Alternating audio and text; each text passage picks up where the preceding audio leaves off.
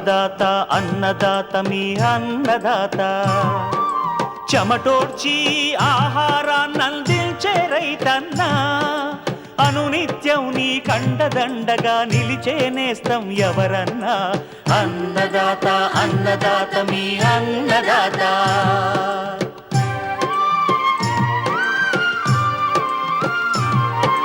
నూతన రీతుల సాగుబడికి నూరింతలు పెరిగే దిగుబడికి సూచనలిచ్చే సస్య రక్షణకు పశు పోషణకి శాస్త్ర విజ్ఞానం అందించి ముందుకు నడిపే తెలుగు రైతు భారతదేశానికి మకుటం అయ్యేలా తీర్చిదిద్దే ఆశయంతో మిమ్ము మేలు కొలిపేది అన్నదాత అన్నదాత అన్నదాత మీ అన్నదాత అన్నదాత అన్నదాత మీ అన్నదాత.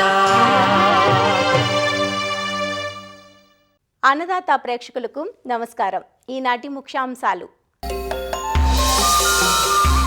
వర్షాలకు దెబ్బతిన్న ఉద్యాన పంటలను కాపాడుకునేందుకు చేపట్టాల్సిన చర్యలు, కాలీఫ్లవర్ సాగులో మెలకువలు, వేరుశనగ సోయా చిక్కుడు పైర్లను నష్టపరుస్తున్న పొగాకు లద్దె పురుగు నివారణ, ఇంకా జై కిసాన్ వ్యవసాయ సమాచారం.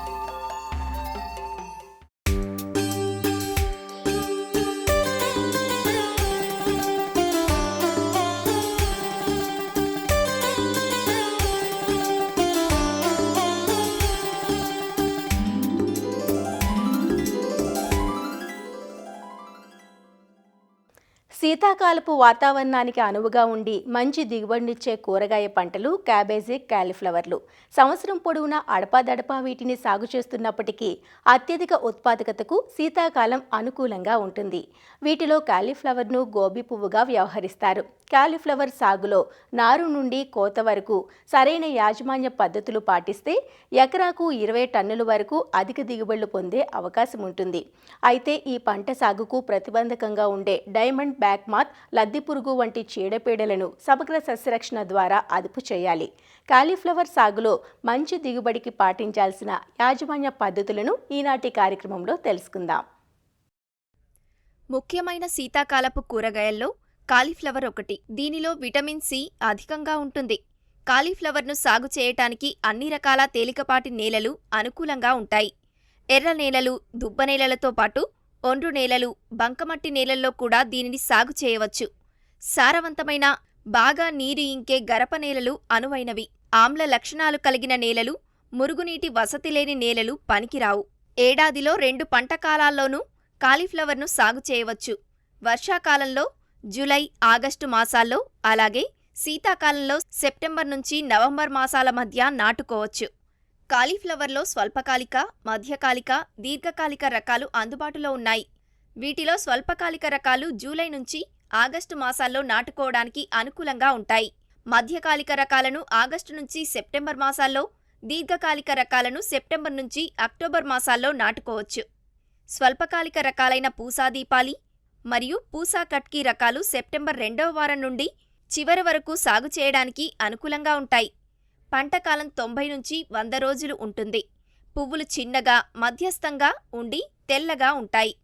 పూసా ఎర్లీ సింథటిక్ రకంలో పువ్వులు చిన్నవి నుండి మధ్యస్థంగా, చదునుగా, తెల్లవిగా, ముద్దగా ఉంటాయి. ఈ రకం అక్టోబర్ మొదటి వారంలో నాటేందుకు అనువైనది. రైసీనెస్ను తట్టుకునే రకం ఎకరాకు 47 క్వింటాల దిగుబడినిస్తుంది. ఇక మధ్యకాలిక రకాలు పంత్ శుభ్ర మరియు హిమాని. వీటి పంటకాలం 90 నుంచి 100 రోజులు. దిగుబడి ఎకరాకు దాదాపు 60 క్వింటాల వరకు ఇస్తుంది. స్నోబాల్ రకం సుమారు 90 నుంచి 100 రోజులలో కోతకు వస్తాయి. పూగోబీ మధ్యస్థం నుండి పెద్దదిగా, దట్టంగా తెలుపు రంగులో ఉంటుంది. పూసా హైబ్రిడ్ రకం బూజు తెగులును తట్టుకుంటుంది. పువ్వు తెల్లగా ఉండి సుమారు కిలో బరువు ఉంటుంది. నవంబర్ నుండి డిసెంబర్ మొదటి పక్షం వరకు కోతకు వస్తుంది. ఎకరాకు 230 క్వింటాళ్ల దిగుబడినిస్తుంది. ఇక దీర్ఘకాలిక రకాల విషయానికొస్తే పూసా సింథటిక్. ఈ రకంలో పువ్వులు మధ్యస్థ తెలుపుగా, ముద్దగా ఉంటాయి. సెప్టెంబర్ మధ్య నుండి సెప్టెంబర్ చివరి వరకు నాటేందుకు అనువైనది. పూసా స్నోబాల్ 1 మరియు పూసా స్నోబాల్ 2 రకాలు ఆలస్యంగా నాటేందుకు అనువైనవి. సెప్టెంబర్ మధ్యకాలం నుండి అక్టోబర్ చివరి వరకు నాటుకోవచ్చు. జనవరి నుంచి ఫిబ్రవరిలో కోతకు వస్తాయి.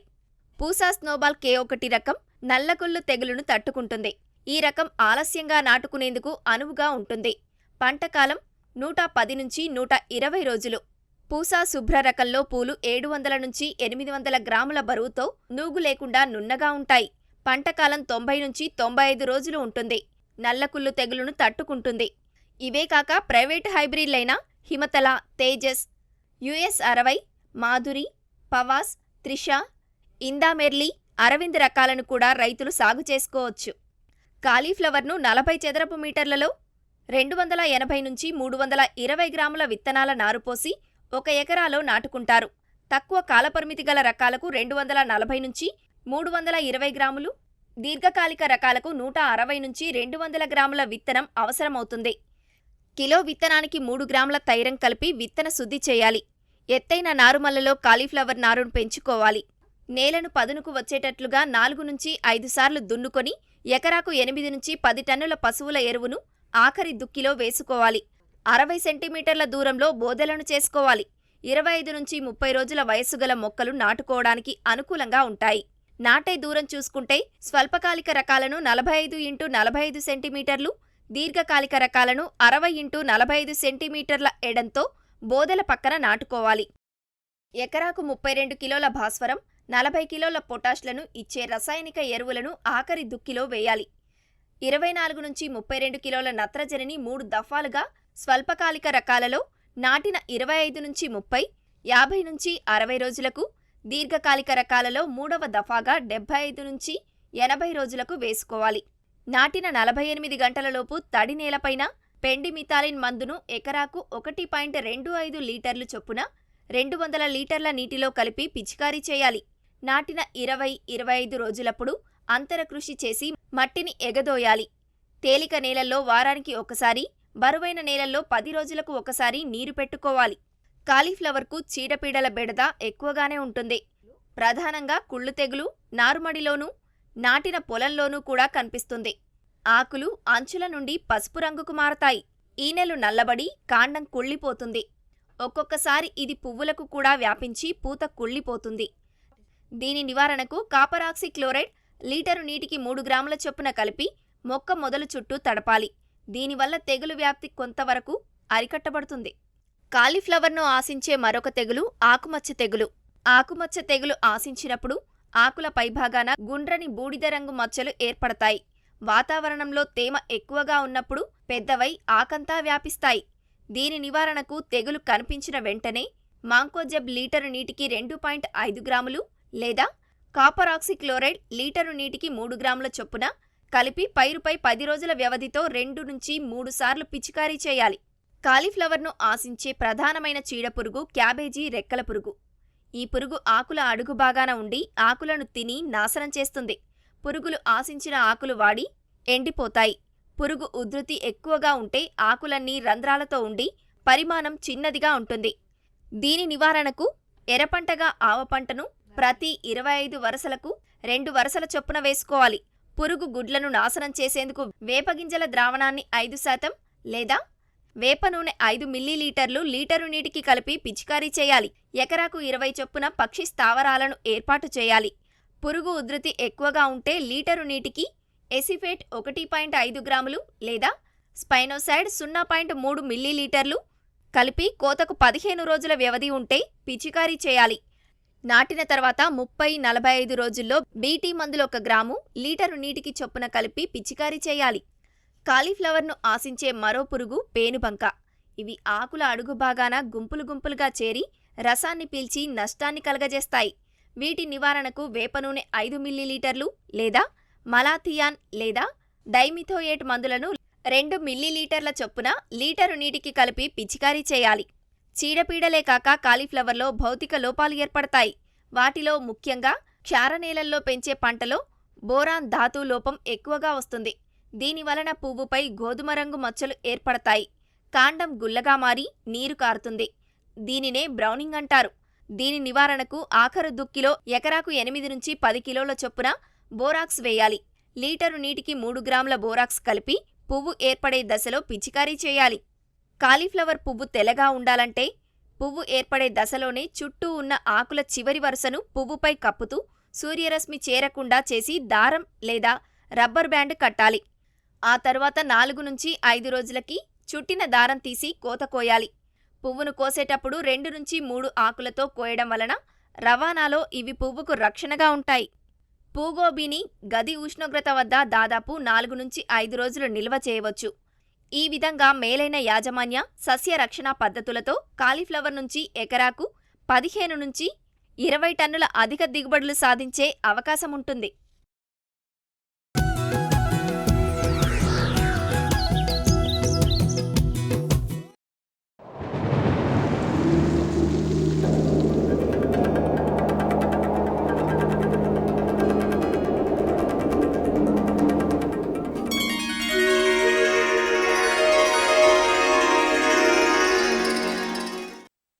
గత వారం కురిసిన వర్షాలకు సాగురంగం చాలా ప్రాంతాల్లో ఒడిదుడుకులను ఎదుర్కొంటోంది. ముఖ్యంగా ఉద్యాన పంటల్లో నీరు నిలవటం వల్ల పెరుగుదల తగ్గి పోషక లోపాలు కనిపిస్తున్నాయి.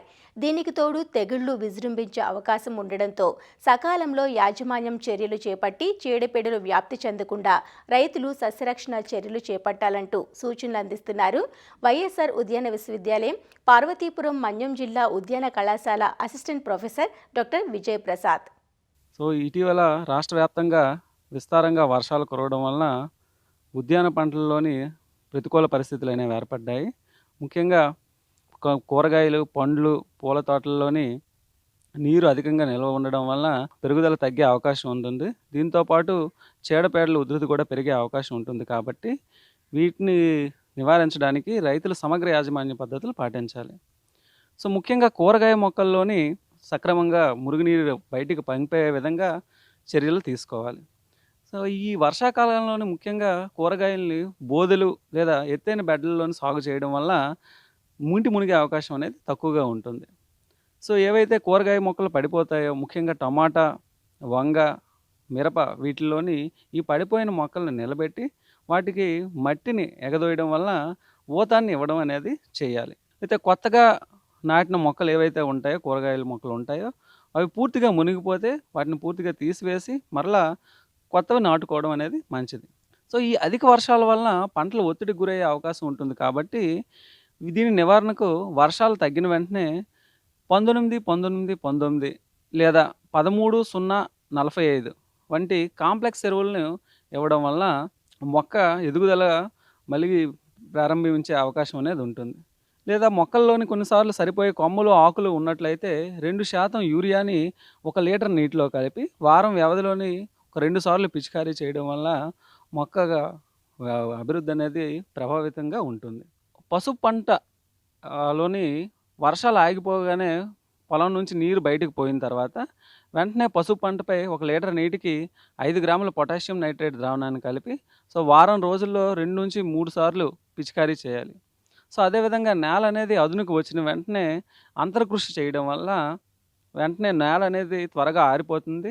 సో పైపాటుగా దీంతోపాటు ఎకరాకి 50 కిలోల యూరియా, 40 కిలోల పొటాష్, అదేవిధంగా 200 కిలోల వేపపిండిని వేయడం వల్ల అంతర పంటలతో పాటు ప్రధాన పంట కూడా ఎదిగే అవకాశం, దిగుబడి వచ్చే అవకాశం కూడా పెరుగుతూ ఉంటుంది. అరటిలో 3 నెలల కన్నా తక్కువ వయసు ఉన్న మొక్కలు 3 అడుగు లోతులో నీటిలో ఒకవేళ మునిగిపోతే నేల ఆరిన వెంటనే మొక్కలను మరలా తిరిగి నాటుకోవడం మంచిది. అదేవిధంగా ఆకులు, గెల్లలపై 13-0-45 వారం రోజుల వ్యవధిలో 3 నుంచి 4 సార్లు అనేది పిచికారీ చేయాలి. సగం తయారైన గెలలు అంటే 75% పక్వానికి వచ్చినవి, అంటే 30 వాటా అనేది పక్వానికి వచ్చిన గెలల్లోని ఎండిన ఆకులతో కప్పి ఉంచాలి. 15 రోజుల్లోపు వీటిని కోసి మార్కెట్కి అనేది పంపించుకోవాలి. సో అదేవిధంగా పూల తోటల్లో, పూల మొక్కల్లో కూడా 2% యూరియానే లేదా 1% 13-0-45 వారం రోజుల వ్యవధిలో 2 నుంచి 3 సార్లు పిచికారీ చేయాలి. కోతకు సిద్ధంగా ఉన్న పూలు వీలైనంత త్వరగా అనేది కోసుకోవడం మంచిది. సో దీంతోపాటు వర్షాకాలంలోని నీరు అనేది అధికంగా వేర్ల ప్రాంతంలో నిల్వ ఉండడం వల్ల వేరుకుళ్ళు తెగులు వచ్చే అవకాశం ఉంటుంది. కాబట్టి సో దీని నివారణ కొరకు 30 గ్రాముల కాపర్ ఆక్సిక్లోరైడ్ లేదా 10 గ్రాముల కార్బన్ డిజాన్ని 10 లీటర్ల నీటిలో కలిపి పిచికారీ చేయాలి. సో దీంతో పాటు ముఖ్యంగా పురుగులైనటువంటి రసం పీల్చే పురుగుల ఉధృతి అనేది ఈ ఉద్యాన పంటల్లో అధికంగా పెరిగే అవకాశం ఉంటుంది. కాబట్టి ఈ రసం పీల్చే పురుగుల యొక్క ఉధృతిని తగ్గించడానికి డైమిథోయేట్ దీన్ని ఒక 2.5 ml 1 లీటర్ నీటిలో కలిపి పిచికారీ చేయాలి. ఇటువంటి విధంగా సమగ్ర సస్యరక్షణతో పాటు సమగ్ర యాజమాన్య పద్ధతులు పాటించడం వల్ల ఉద్యాన పంటలు అనేవి అభివృద్ధి దిశగా వచ్చి రైతులకు మంచి ఆదాయం పొందుతారని ఆశిస్తున్నాం.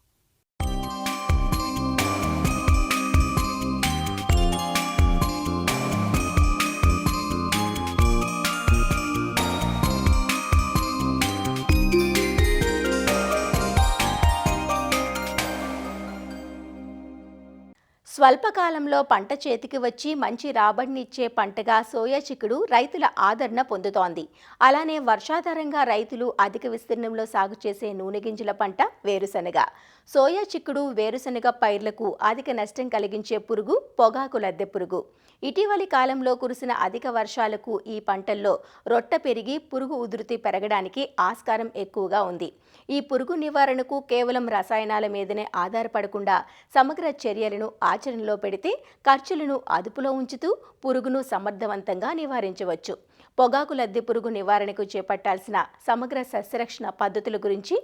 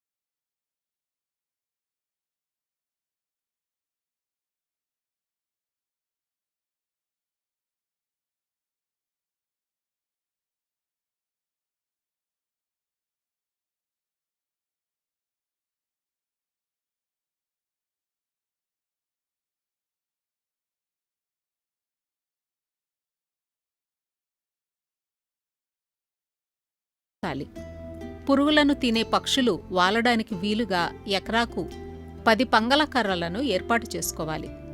గ్రుడ్లు, చిన్న పురుగులను గమనించిన వెంటనే వాటిని చేతితో ఏరివేసి నాశనం చేయాలి. పురుగు తొలిదశలో ఉంటే వేప సంబంధిత మందులను లీటర్ నీటికి 5 మిల్లీలీటర్ల చొప్పున కలిపి పిచికారీ చేయాలి. వేప చేదు వికర్షకంగా పనిచేయటం వల్ల రెక్కల పురుగులు గ్రుడ్లు పెట్టవు. పెట్టిన గ్రుడ్లు పొదగవు. గ్రుడ్డు దశ చిన్న దశలో ఉన్న పురుగులను 2 మిల్లీలీటర్ల ప్రొఫెనోఫాస్ లేదా 2 మిల్లీలీటర్ల క్లోరిపైరిఫాస్ లేదా 1.5 గ్రాము ఎసిఫేట్ లీటర్ నీటికి చొప్పున కలిపి పిచికారీ చేసి నివారించాలి. 3వ దశలోని పురుగులను నివారించడానికి థయోడికార్ 1.5 గ్రాము లేదా నొవల్యురాన్ 1 మిల్లీలీటరు లేదా ఫ్లూబెండమైడ్ 0.2 మిల్లీలీటర్లు లీటర్ నీటికి కలిపి పిచికారీ చేయాలి. బాగా పెరిగిన లద్దె పురుగులు రసాయన మందులకు అస్సలు లొంగవు. అందువల్ల విషపు ఎరను తయారు చేసి సాయంత్రం వేళల్లో పొలంలో చల్లుకోవాలి. ఇందుకోసం ఎకరాకు 5 కిలోల తవుడుకు 1/2 కిలో బెల్లం కలిపిన ద్రావణం, 1/2 లీటరు మోనోక్రోటోఫాస్ లేదా 1/2 లీటరు క్వినాల్ఫాస్ మందును కలిపి చిన్న చిన్న ఉండలుగా చేసి సాయంత్రం వేళల్లో మొక్కల మొదళ్ల దగ్గర చల్లాలి. బెల్లం వాసనకు పురుగులు ఆకర్షించబడి రాత్రివేళ బయటకు వచ్చి వీటిని తిని చనిపోతాయి. ఇలా అన్ని సమగ్ర చర్యల ద్వారా పొగాకు లద్దె పురుగును సమర్థవంతంగా నివారించవచ్చు.